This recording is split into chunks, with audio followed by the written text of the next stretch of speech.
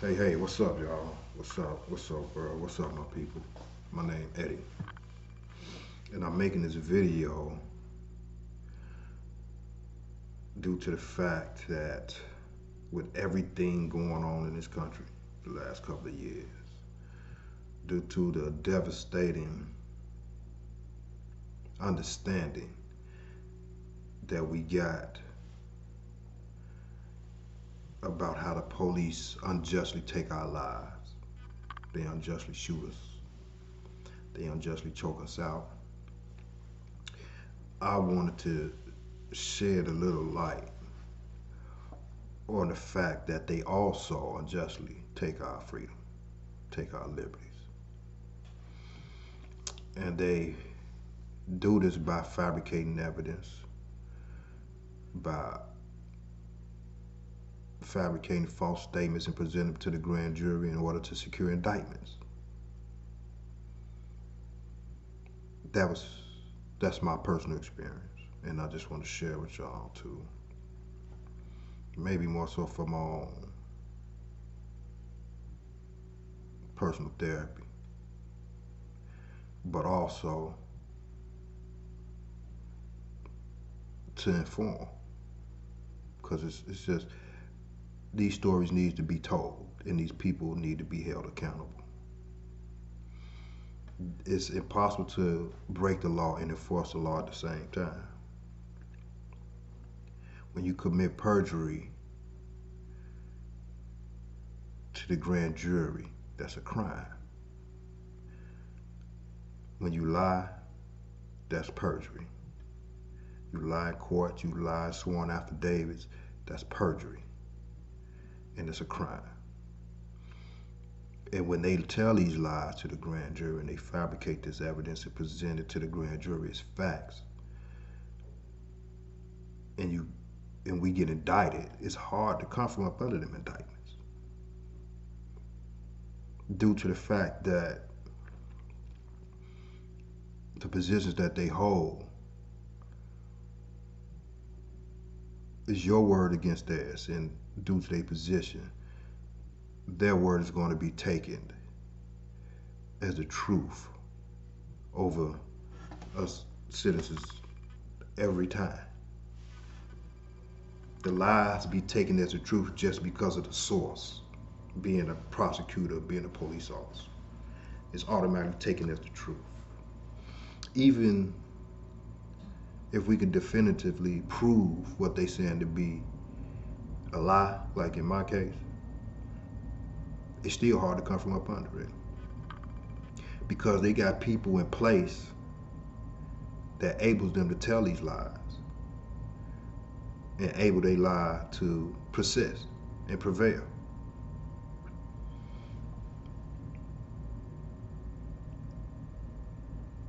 It's sad that so many innocent people have been victimized by the lies that are allowed to be passed off as the truth. Being victimized by police that's willing to commit perjury just to secure an indictment.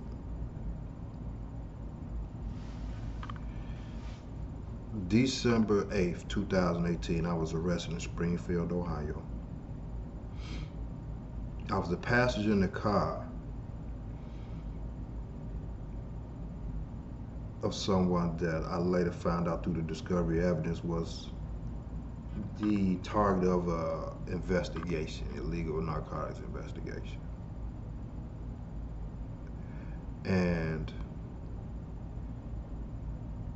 this investigation was prompted or motivated by an alleged informant giving them some information about this individual. This informant never described me, never mentioned a second person being involved.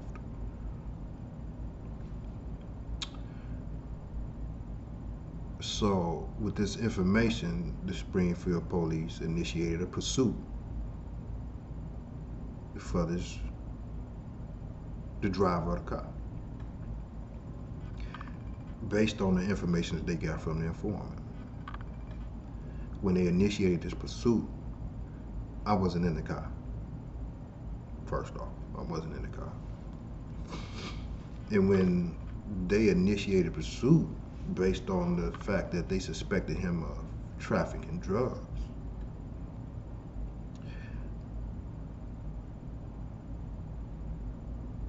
there has to be some evidence that's discovered that would shift the blame from him to me.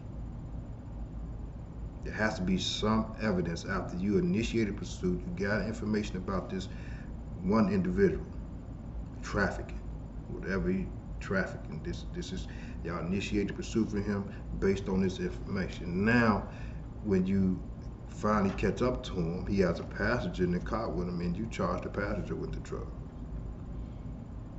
There has to be some evidence to shift the blame. In this case, there is none. Now, I want y'all to listen to what I'm saying, pay attention to everything that I'm saying, so you can understand how fraudulent this case is, how willfully these people fabricated evidence. You have to pay attention.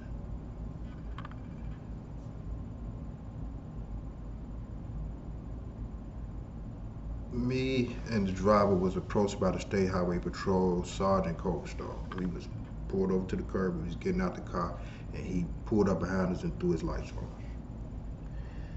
So I was basically already out the car. We both was basically already out the car. He motioned and called for us to come to his cruiser. He spoke with the driver and told the driver that the driver, he committed a turn signal violation. This illegal turn signal violation is the probable cause for my arrest, because from that illegal turn signal violation, they ended up searching this man's car and finding drugs in it. Now, the thing is, it's a misdemeanor turn signal violation. I'm not the driver. The car don't belong to me. I was outside the vehicle when the state police approached us.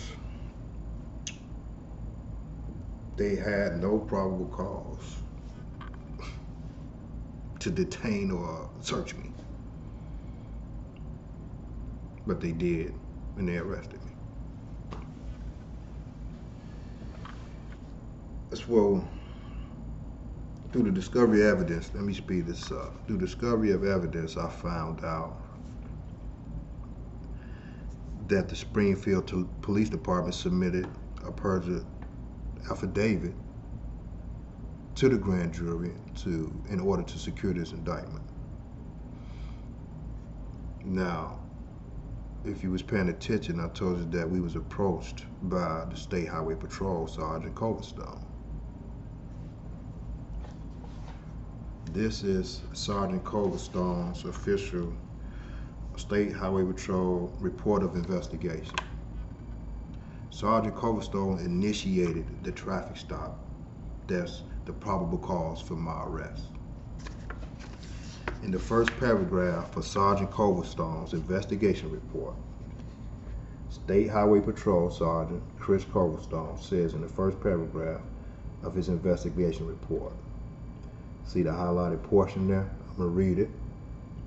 On Sunday, December 9th, 2018, Springfield PD Detective Jason Villa notified me concerning an operation and requested OSP assistance with a possible traffic stop that involved a vehicle transporting illegal narcotics and or U.S. currency.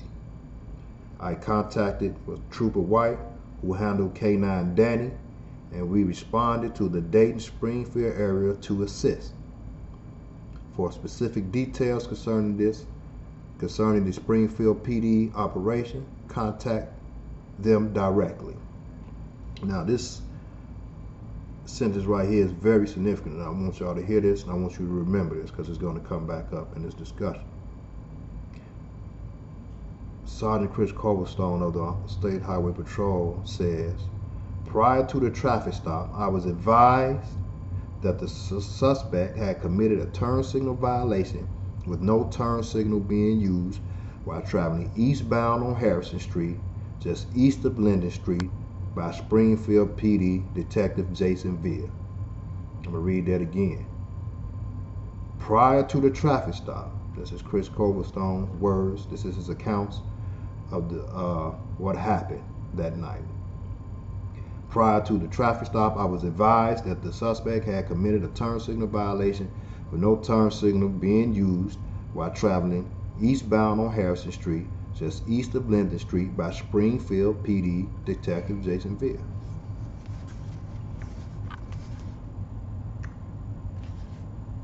This here, the arresting officer, the officer who initiated the traffic stop, this never made it to the grand jury. And I'm gonna tell you why. That never made it to the grand jury because Springfield PD submitted this to the grand jury. This is a law enforcement arrest probable cause affidavit, as you can see. And you focus there. You see the affidavit at the top. It's a sworn affidavit that was submitted to the grand jury. As you see up here up top, it say, let me see. This first sentence up here with my finger at the beginning over here, you can see affidavit, Officer Z. Massey being first sworn. Being sworn, said there is a probable cause to believe the defendant Eddie Ash committed offense based on the summary of facts below. Now, we're going to go to the highlighted portion in Officer Massey's sworn summary of facts. Officer Massey submitted to the grand jury this statement. The highlighted portion says, while speaking with Sergeant Coverstone, he stated that he observed the vehicle make a turn signal violation before stopping the vehicle. Now I'm going to read this again. While speaking with Sergeant Coverstone, he stated that he observed the vehicle make a turn signal violation before stopping the vehicle. This is what Officer Massey submitted to the grand jury in order to secure an indictment against me. Now, I just previously read to you what Sergeant Coverstone said in his very own report. Do I have to remind you? The last highlighted portion of this paragraph. You see the pink? Prior to this traffic stop, I was advised that the suspect had committed a turn signal violation. Officer Massey said that Sergeant Coverstone stated that he observed the vehicle make a turn signal violation. Like I said, this was submitted to the grand jury by Officer Massey of the Springfield Police Department. The officer who approached us about the turn signal violation, this never made it to the grand jury.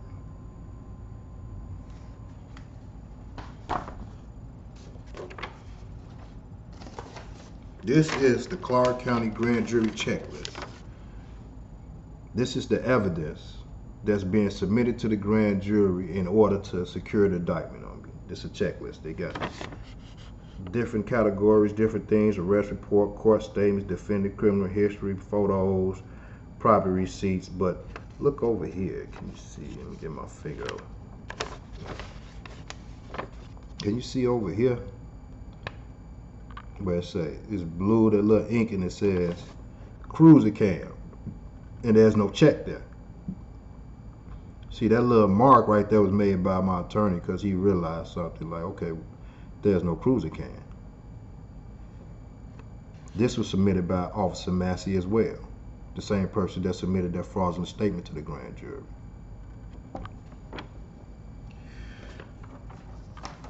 The cruiser cam, Sergeant Coverstone, was never submitted to the grand jury either, along with his investigation report, never made it to the grand jury.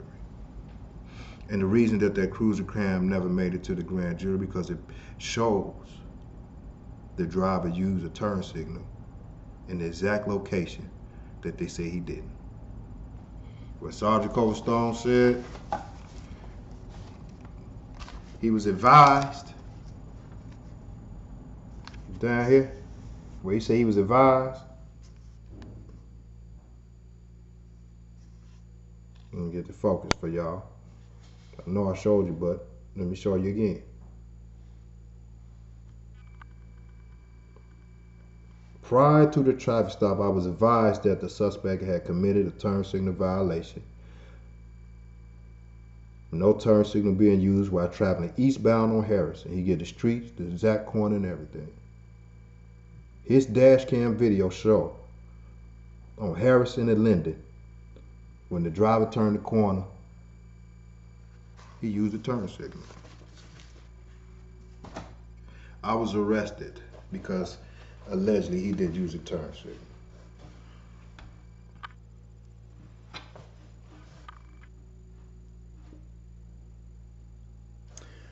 On top of all that, what I just told you, I told you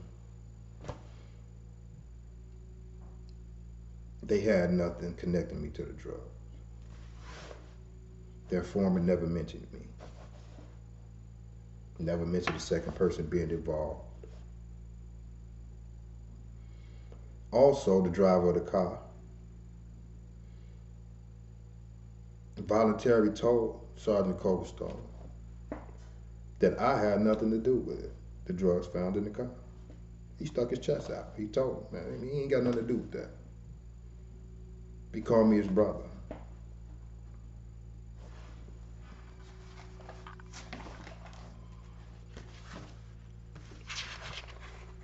It's in the paperwork. I'm not making this up. I'm not fabricating none of this. This is the official reports of my case.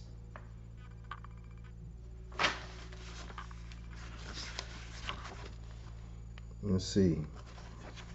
We can get this in so y'all can see for yourself. I'm not making this up.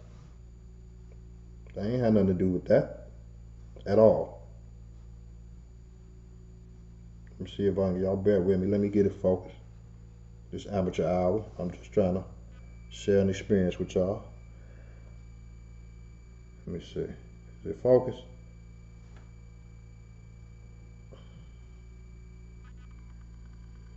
Okay, there you go. Now, he then volunteered, speaking about the driver, that his brother had did anything. I told him I would give him a chance to talk. That's Sergeant Coverstone. He's speaking, he's speaking about his experience. I would give him a chance to talk, and I was listening. He said his brother, go to the next page,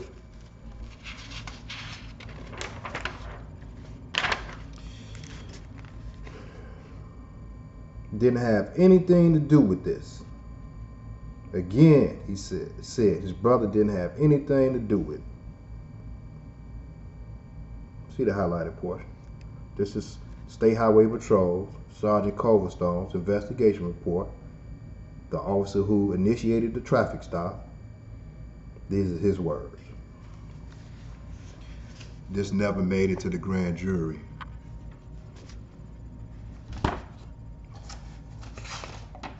Officer Massey's fraudulent perjured statement is what got me indicted. The prosecutor was fully aware that this statement was false and still pursued charges based on a fraudulent statement. The prosecutor was fully aware that the probable cause turn signal violation was false. The dash cam video proved it beyond a reasonable doubt, and the prosecutor still pursued charges. Now, I don't have nothing to do with what the foreman told him about the drive. That's not my business. That's not on me. But the foreman never told him Eddie Ash, never described a second person Based on that information they got from the informant, they initiated the pursuit, like I said previously. When they initiated the pursuit, I was not in that man's vehicle. So when they found him, and I'm there, they had no reason whatsoever to charge me with the drugs found in that man's car. Because I had nothing on me that connected me to the drugs. The drugs didn't belong to me, so there is nothing. There is no evidence connecting me to it because they didn't belong to me. I had nothing to do with it, so they fabricated what they needed to the grand jury to get that indictment.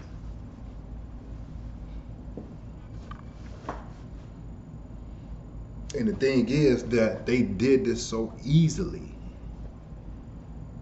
and so, as you can see, sloppy, because they do it all the time.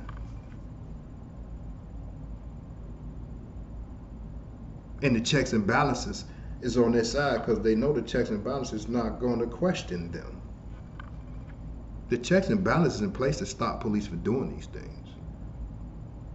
But when their friends and family members and people that think like them are in the position of running the checks and balances, as opposed to apply these checks and balances, don't do it, this is what happens. Innocent people go to jail. Innocent people get killed. They are victimizing us under the color of the law. They're breaking the law and then hide behind the law.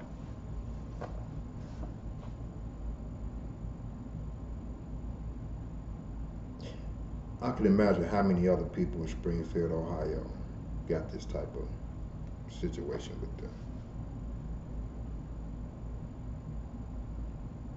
Because I know I'm not the first. It's just, it happened to me in 2018. I guarantee you, I wasn't the last. But when the system enables them to do it, gives them the confidence to lie to the grand jury to get an indictment on an innocent person.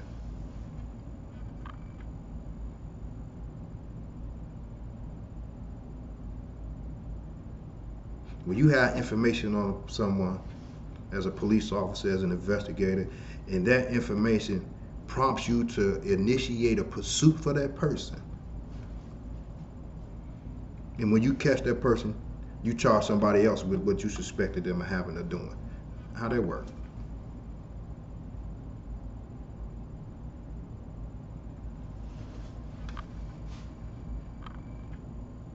It works because the system is set up for it to work that way. It's set up for them to perpetrate the lies. It's set up for them to withhold evidence. They literally withheld evidence that would prove that fraudulent statement to be a lie. They took it, stuck it under the rug, took their false statement to the grand jury and say, look, get him. Put the truth up under the rug. Got an indictment based on a lie. It's in black and white and it's in living color on that video. When I got my attorney to file the appeal, he looked at the discovery. He said, man, there's nothing in the discovery about you, just the passenger in the car. Ain't none of this got to do with you. The only thing you was just the passenger in the car. That's it. I was forced to take a plea deal because they threatened me. They told me that if I went forward with a trial, that they was gonna give me 20 years.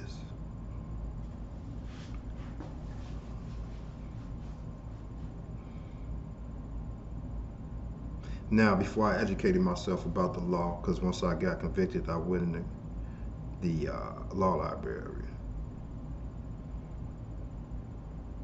And the fact of the matter is that they pursued the plea deal because they knew if I'd have went to trial,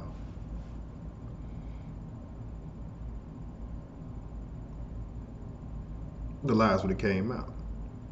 But me being a defendant, ignorant of the law, not knowing no better, listening to them, but more so watching how they already lying on me because I know I'm innocent. I'm watching how they lying and getting away with it. So I'm like, what the? How can I fight these people? If the police give the prosecutor the lies and the prosecutor see the lies and still use the lies, I'm like, how am I win? The prosecutor able them to tell a lie because she looked at it, seen it was a lie, and still pursued it. That's what I talk about, the checks and balances. The prosecutor is supposed to check the police. The judge is supposed to check the prosecutors. And then you have this thing called the disciplinary council, the Supreme Court Disciplinary Council of Ohio. They supposed to check the judges and the prosecutors and defense attorneys when they do something wrong. They don't. The prosecutor didn't check the police like, you can't bring this in this courtroom. This is a fraud. This is perjury. You can't do that. She didn't say that. Because for one, the prosecutor name is Lisa Hoying. At the bottom of this fraudulent, this is the affidavit that they submitted, Officer Massey.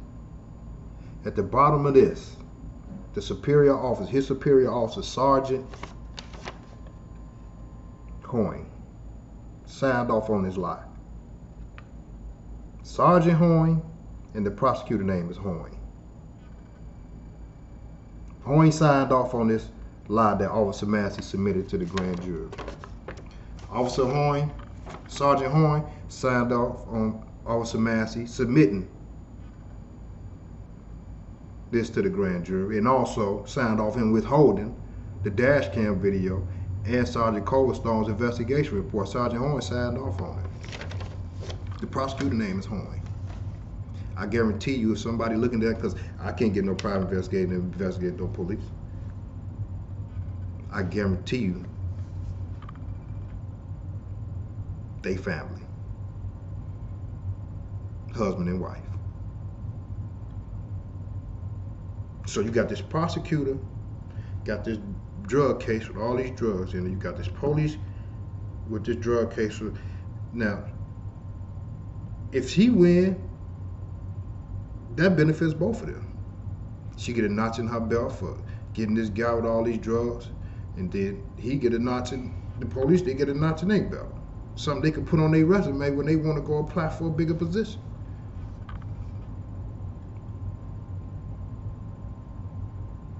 Why would she go against her husband? She gonna make it work for him. If he say, man, yeah, we know this a lie, but baby, go ahead and handle that. It's obvious. They lied on Sergeant Coverstone. Sergeant Coverstone never told Officer Massey he witnessed a turn signal violation. Officer Massey can't say that he don't know that Detective Jason Villa, which is his colleague, he can't say he didn't know that that man advised him on a turn signal violation. How can he say that? There's also an in-office communication from the Springfield Police Department where they said that they contacted the State Highway Patrol, just like Sergeant Coverstone said in his report.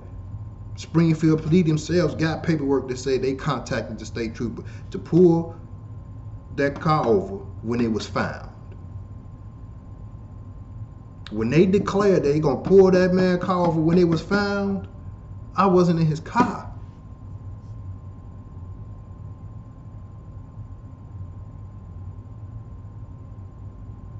They was at him because they suspected he had drugs on him, and they initiated pursuit.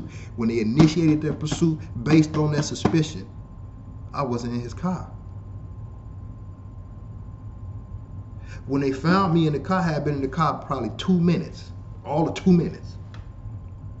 I didn't have nothing on me connecting me to the drugs, and he said himself repeatedly, he ain't got nothing to do with this. My brother ain't got nothing to do with this, man.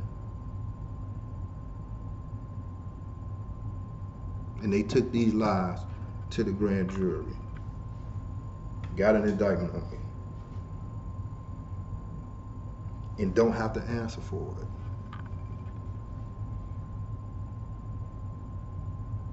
They're allowed to lie on us. They're allowed to break the law They committed perjury, willfully conspired to violate my civil rights. Conspired. Because if Detective Jason Villa know he told Sergeant Coldstone about the terms of the violation, why didn't he correct Officer Massey before he submitted that to the grand jury?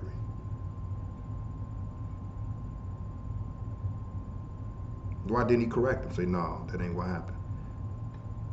Why did he allow him to withhold what Sergeant Coldstone said? Why did he allow him to withhold Sergeant Coldstone's dash cam video from the grand jury? Because they work together. They lie together. I want to know personally, why? Why did you feel compelled to lie to get an indictment against me? Why did you have to fabricate evidence to get an indictment against me? Why did you have to do that? Why do you think that's okay? Why are you willing to break the law just to lock me up? I'm nobody. They don't know me from a can of paint.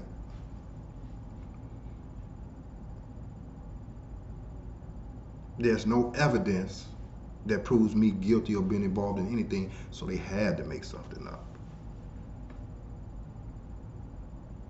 Because their only goal is to lock black men like me up by any means necessary.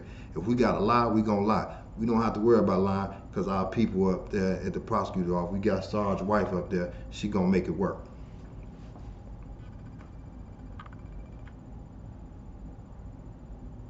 The paperwork speaks for itself. This is not fabricated. This is what they submitted as evidence, except Sergeant Covertone. That ain't evidence because it's not conducive to what they was trying to accomplish with getting an indictment and convicting me. This is the police reports. The dash cam video.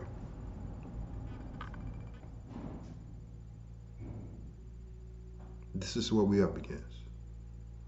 This is what they do every day.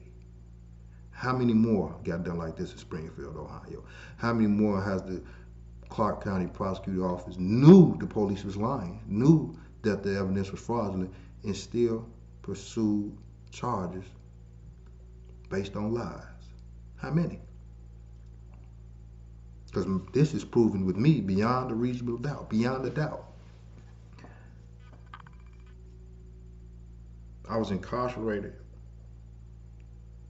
for a fabricated probable cause, a fabricated term signal violation, for a car that I wasn't driving that didn't belong to me. I was charged with the drugs that was found in the car that I wasn't driving, that didn't belong to me. I was convicted for some drugs in the car that didn't belong to me, that I wasn't driving. That the driver confessed and said to himself, this man ain't got nothing to do with this. He stuck his chest out. The police investigation never ever revealed nothing other than me being the passenger in the car. That's not a crime. It's an unfortunate situation. But if they had been investigating this man like they claim in their own words, in their own report, they got all this information from this informant in their own reports, and none of it has nothing to do with me.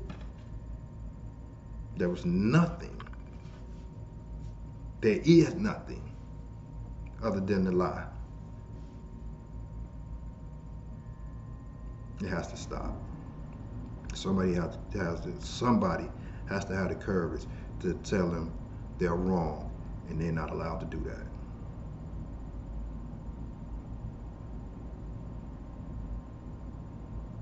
They violated my civil rights. They denied me the right to due process. They violated the probable cause law of the Constitution. They fabricated a probable cause because they didn't have one, so they created one. That's a violation of my constitutional rights. They acted in total reckless disregard of the Constitution and the state law. They violated Ohio Revised Code 292111. They committed perjury. It's right here. This statement proves that's a perjured statement. That's a crime. Officer Massey committed perjury, knowingly and willfully committed perjury. He cannot explain how he did not know his colleagues told Sergeant Coldstone about advised him of the term student violation. He can't justify that. He can't. Tampering with evidence, 2921, ORC 292112, tampering with evidence. You withheld the arresting officer's investigation report in the dash cam because it proved what you submitted to the grand jury to be a lie. It proves it beyond a reasonable doubt that what Officer Massey submitted, this sworn affidavit, this sworn statement, it said right there at the top, sworn affidavit, being first sworn, it proves this a lie.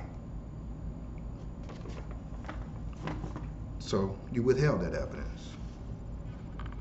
Violated 292145 of the ORC, Ohio Revised Code, interfering with my civil rights by fabricating evidence against me to get an indictment.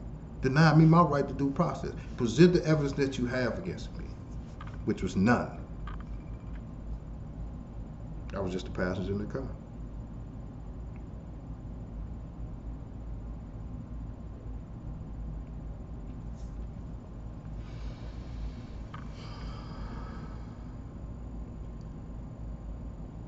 They should have to explain themselves.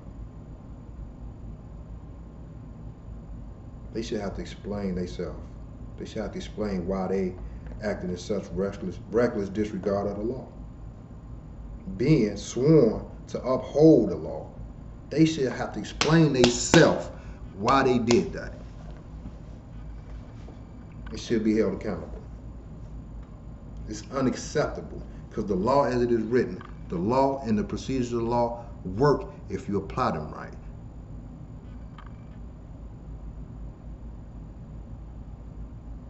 But when they don't conform or produce the results that they want, they throw it out the window. They should never have the option to do that.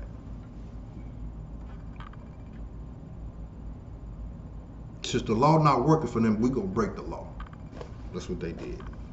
That's what they've been doing. How many more? How many more? I'm not the only one. I'm probably the only one making a video about it. I'm not the only one, man.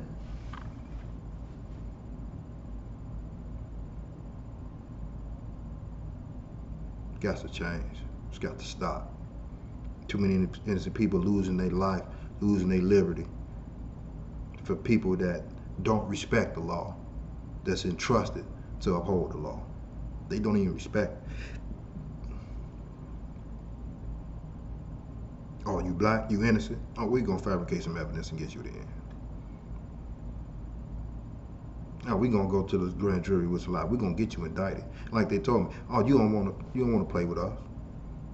You better take this deal or we going to make sure you get 20 years. And me sitting in the seat where I know I'm innocent and watching them already lie to get an indictment on me, how you think I'm feeling? How you think all other people felt? You know they lying. And they got you in their cage. I'm locked down. They wouldn't let me make bond. I was in their county jail from December to April, watching these lies hold me hostage.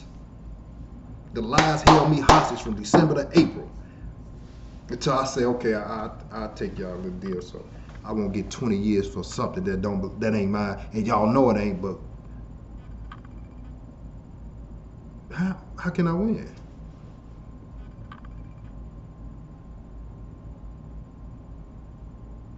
My defense attorney was on their side.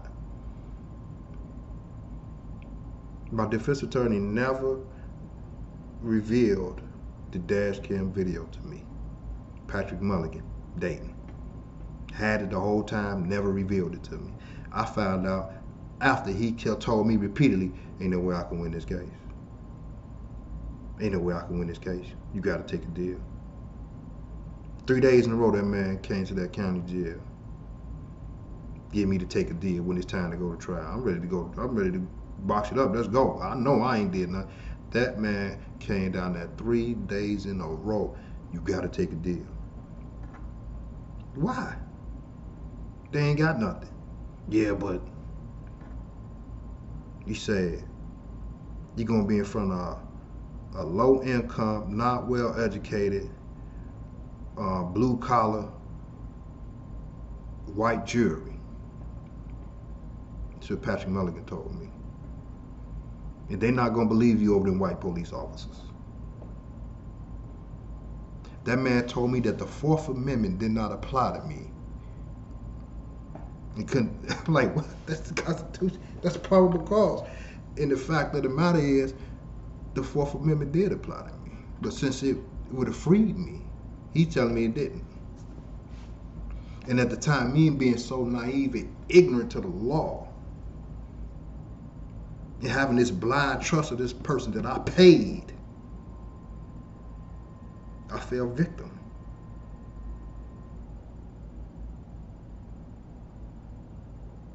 That's why when I got in them books and I seen the law, I was like, what? He sold me out.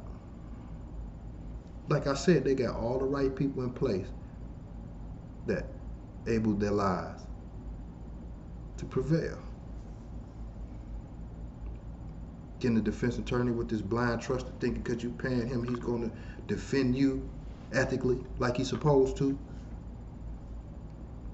The proof is in the evidence. The man never revealed that to me. Never. I found out after I got incarcerated and was able to get another attorney that's fighting this case for me right now, 2 years later.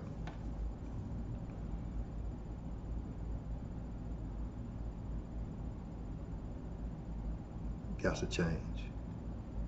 They need to be held accountable. Officer Massey lied. Detective Jason Villa, Prosecutor Horn, Sergeant Horn, all of them knew it was a lie. And nobody said nothing to stop it. They actually all put forth an effort to conceal the evidence that proved their lies.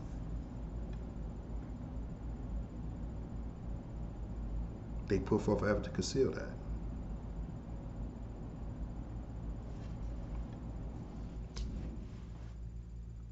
I don't want no sympathy. This ain't about sympathy. This is about the fact of the matter. They lied.